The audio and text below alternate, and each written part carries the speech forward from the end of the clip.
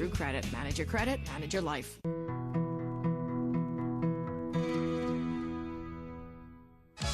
George Michael was one of the biggest names in pop music.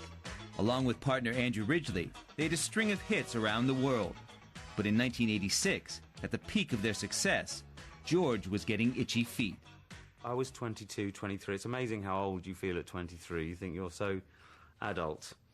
And I felt as though, you know, it was going to start becoming a bit of a sham. Because Andrew and I didn't spend anything like as much time. By then he'd moved for tax reasons to Monaco. So we hadn't seen as much of each other. It was getting to be much less of a relationship than a working relationship. And also I was starting to write things that I felt just didn't fit into the Wham category. And I took myself much more seriously at 23 than I do at 44. So I wanted other people to, I think. Wham was great, but, you know, I'm sure that, you know, he had so many things inside him that he wanted to express that that was a right move to make. George had to go solo. I suspect that the moment that George felt completely relaxed and confident and knew he could do it all on his own is when he picked up the Ivor Novello Award. In 1984, George had tested the ground with his solo single, Careless Whisper, which was a worldwide #1. It was undoubtedly the first sign that George was considering breaking up one of the biggest bands in the world. And in 1986, that's exactly what he did. Andrew and I had always said, you know, we're going to go when we're on top, and, you know, before it turns into any kind of self-parody. And luckily, I was unhappy enough unhappy enough with being where I was. And yeah, thank God it didn't last long enough to turn into self-parody. I think we left people wanting more, you know. Wham went out with a bang, with a final concert at London's Wembley Stadium, in front of a sold-out audience of 72,000 screaming fans, and one George Michael lookalike. Yeah, to anyone who's not here especially the people who didn't manage to get tickets, you know, we'd love to have seen everyone off personally, but I'm joking. But no regrets about splitting up. So a huge thank you to everyone, not only today, but for the last 4 years.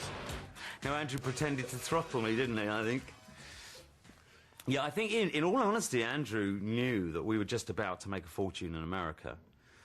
And, but I knew that that meant living something I was no longer happy with for a good another 18 months, you know. And Andrew was very gracious about it, I have to say. Thank you very much! Thank you for the last 4 years! I think we left it exactly where it was supposed to be left, really. Inevitably, maturity wins out, and you let go of the things of youth. And Wham was a thing of George Michael's youth. But emotional maturity was still something George was coming to terms with. He was grappling with both personal and professional matters. While searching for a way to distance himself from his pop past, he bumped into legendary producer Clive Davis. I had gone to a British award show, and George Michael was just getting out of Wham.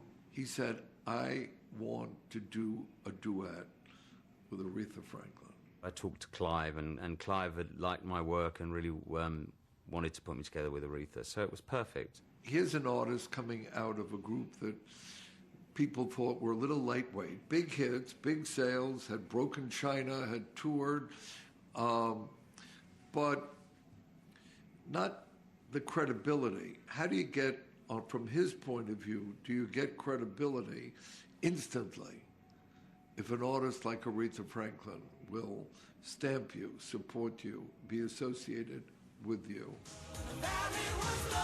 Clive Davis enlisted the help of Grammy Award winner Narada Michael Walden to produce the record at his California studio. For me, dun dun dun dun boom, dun dun dun dun dun dun. I don't regret a single moment.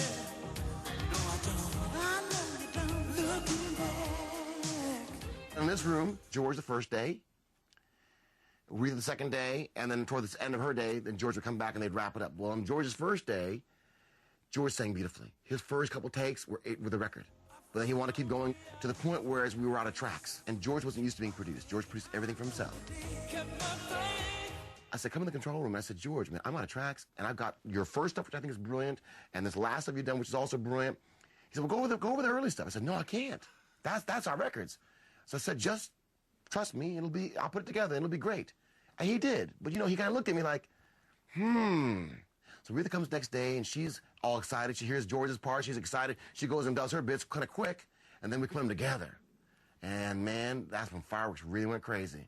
George was on his A game. She's, of course, always bringing her A game. And she was kind of being, I think, conscious not to scare him.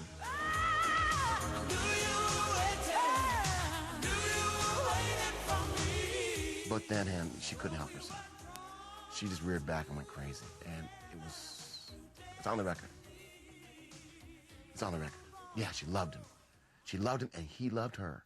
And we loved each other. The single with Aretha seemed to give people enough separation between Wham and George Michael that it made the whole transition into Faith a lot easier.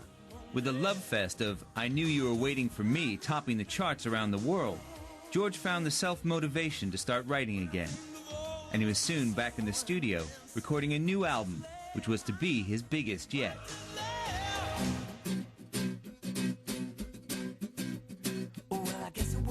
Wham was just a warm-up for the Faith album. He was already a big star, but it really catapulted him over the top. I mean, that was an absolute phenomenon. It really made him a bona fide A-list celebrity. I couldn't imagine being much more famous than I was in Wham, so I hadn't really experienced American fame on the level that it was, you know, possible. So I didn't realise, and then of course it went into overdrive with Faith. Great to see it all come together. You know, that was a really fantastic time. Just clicked in a way that I wasn't expecting, and it kind of exploded. It was a good album, and I think it was a lot more substantial than what people were expecting from someone from Wham, both in terms of him really establishing his own character and in terms of the sound of the music. It was a much richer sound. You know, Faith could have quite ridiculously have been the third Wham album, as it were, almost, you know, because I think it would have. The songs were strong enough that even if the image had seemed a bit strained by them, we would have got away with it, you know. But it didn't. Obviously, I didn't want that to happen. It was an extraordinary success. 12 million copies sold in the United States. And he really was one of the handful of biggest artists in the world. Faith spawned no less than 4 Billboard #1s and stayed in the charts for a year. And along with the album came a new image. That image just seemed to click, you know. The other thing is, I suppose I'd put a guitar on, which is a big kind of phallic symbol to Americans especially. I will always wonder what was going on in his head when he made that front cover. To me, it looks like he's sniffing his armpit. I don't know what an alternative explanation could be. You don't have a pose like that by accident.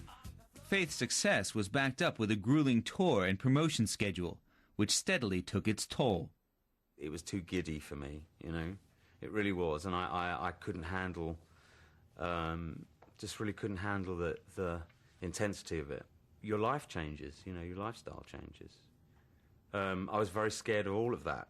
You know, I was really scared of all of this new power, in a way. It was too much.